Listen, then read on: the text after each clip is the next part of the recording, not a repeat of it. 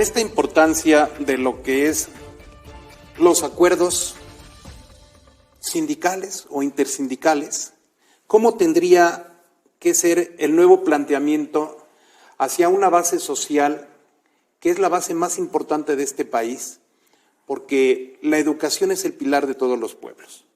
Yo quisiera citar una frase de Benito Juárez que decía que la educación es fundamental para la felicidad social y es el principio en el que descansa la libertad y el engrandecimiento de los pueblos.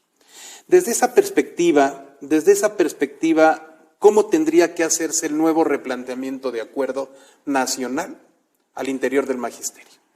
Es muy importante que tengamos claro que el presidente de la República es un hombre sensible, patrón solidario de los trabajadores para la educación. Y el secretario de Educación es un hombre que conoce y también altamente sensible. Tan altamente sensible que ha reunido a todas las partes en diferentes escenarios. Ha llamado a la coordinadora, ha llamado a los bien llamados institucionales y nos ha llamado a nosotros. Y con todos ha tenido diálogo. En este sentido, ¿qué estamos construyendo en la vía sindical actualmente? Estamos construyendo una vía sindical sensible, altamente sensible, que regrese a servirle al trabajador. Hemos dejado muchos años atrás esta situación de que el empoderamiento de los sindicatos no permite saber cuál es la prioridad. Nos habíamos perdido. Y la prioridad hoy es el trabajador, y siempre ha sido, pero nos perdimos. Claro. A mí me parece, Carlos, volviendo un poquito a lo que tú comentas, que me parece que lo más sensible pues son los alumnos, el alumnado, junto con el magisterio y los maestros que están haciendo en este momento su máximo esfuerzo, porque a mí me queda clarísimo que el tema de la educación es la parte sustantiva para poder lograr algún avance en nuestro país. Yo recientemente, y les quiero compartir, estuve en la ciudad de Huatulco, que es uno de los destinos turísticos más importantes de nuestro país. Y tristemente me di cuenta, en primera, que no hay turismo, que no hay nadie de turismo. Entonces, las personas que viven del turismo, pues no tienen recursos.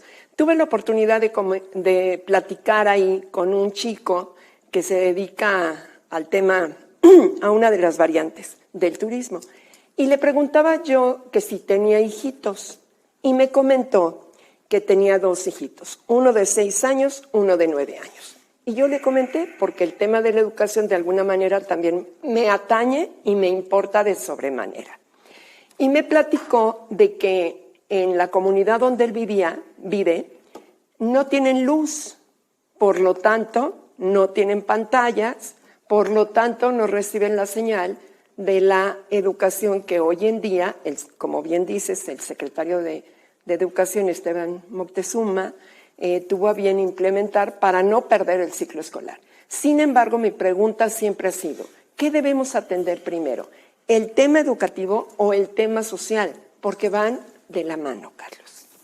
Yo creo que es de vital importancia tanto el 97% de los hogares que tienen luz y que tienen televisión, como el 3% que no lo tiene. Debemos de ser altamente sensibles en esa parte. Yo creo que no podemos dejar, como la Constitución lo dice, a nadie en afuera. No.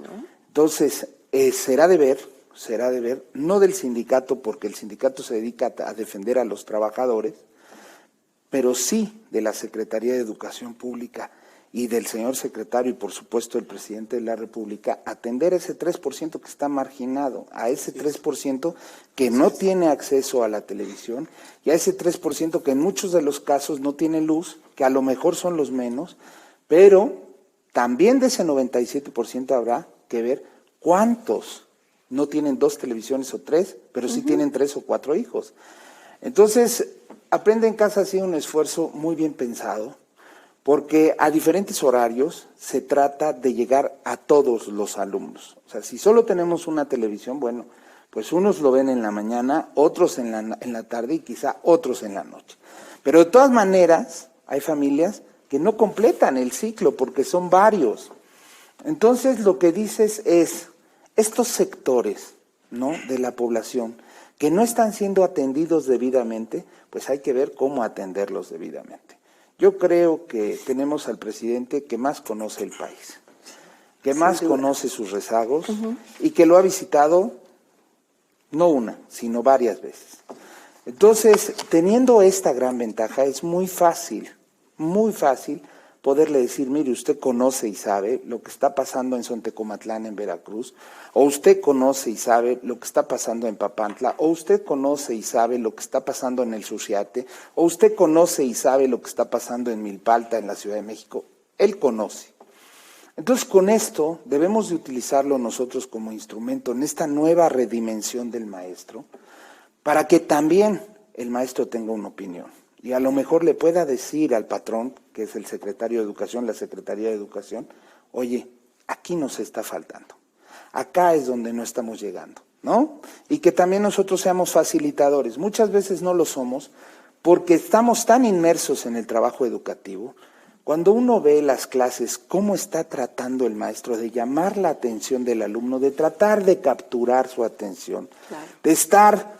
Veíamos en la asamblea del sábado pasado como un profesor de nosotros, porque nosotros nos decimos en el STE, en el Sindicato de Trabajadores para la Educación, y presumimos de ello, debemos de estar adheridos los mejores. Y un profesor, pues haciendo títeres y llamando, ¿no?, en la época precámbrica, y llamando a los niños y diciéndoles, miren, así, y asá, y acuyá. Entonces hacen un esfuerzo sobrehumano, como las compañeras de preescolar o los profesores de primaria disfrazados de botarga. Son muchas iniciativas las que esta pandemia nos ha dejado ver, de tanto cariño que tienen los trabajadores para la educación por los niños de nuestro país. Entonces hay que aprovechar esa iniciativa para que ellos también tengan la oportunidad de proponer y decir, aquí falta.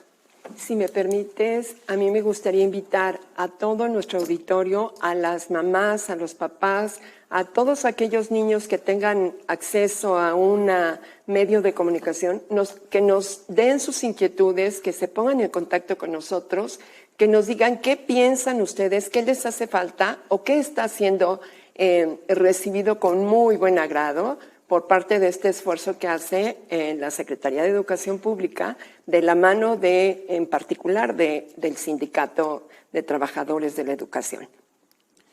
Y en esa idea vamos a regresar. Yo quisiera que abonáramos para que el auditorio, nuestra audiencia, conociera qué se está haciendo en materia de capacitación en este gran tema de la nueva comunicación digital que se tiene al interior de la formación y fortalecimiento de los maestros. Regresamos.